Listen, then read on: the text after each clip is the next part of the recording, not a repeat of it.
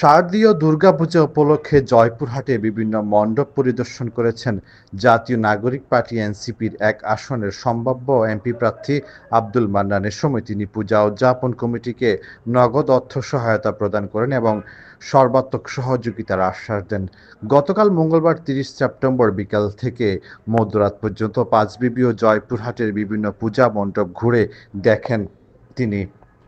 এ সময় জয়পুরহাট জেলা এনসিপির যুগ্ম সমন্বয়কারী ওমর আলী বাবু, সদস্য মনিরুজ্জামান মনির, প্রস্তাবিত যুব শক্তির আহ্বায়ক মাওলানা ইমরান হোসাইন, যুগ্ম আহ্বায়ক বিপ্লব হোসেন ও সদস্য সচিব সাংবাদিক গোলাপ হোসেন সহ স্থানীয় নেতাকর্মীরা উপস্থিত ছিলেন। মণ্ডপ পরিদর্শনে সম্ভাব্য এমপি প্রার্থী আব্দুল মান্নান বলেন, দুর্গাপূজা এখন শুধু ধর্মীয় উৎসব নয়, এটি মিলন মেলা ও সম্প্রীতির প্রতীক।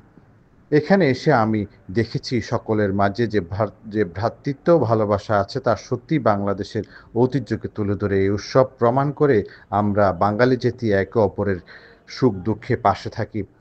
আবার রাজনৈতিক লক্ষ্য শুধু ভোট বা ক্ষমতা নয়, মানুষের পাশে দাঁড়ানো। হিন্দু, মুসলিম, বৌদ্ধ, খ্রিস্টান সবাই মিলে আমাদের বাংলাদেশ। তাই আমি প্রতিশ্রুতি দিচ্ছি, সামর্থ্য অনুযায়ী সবসময় আপনাদের পাশে থাকব। ধর্ম যার যার, উৎসব সবার, এই নীতিতে আমি বিশ্বাস করি।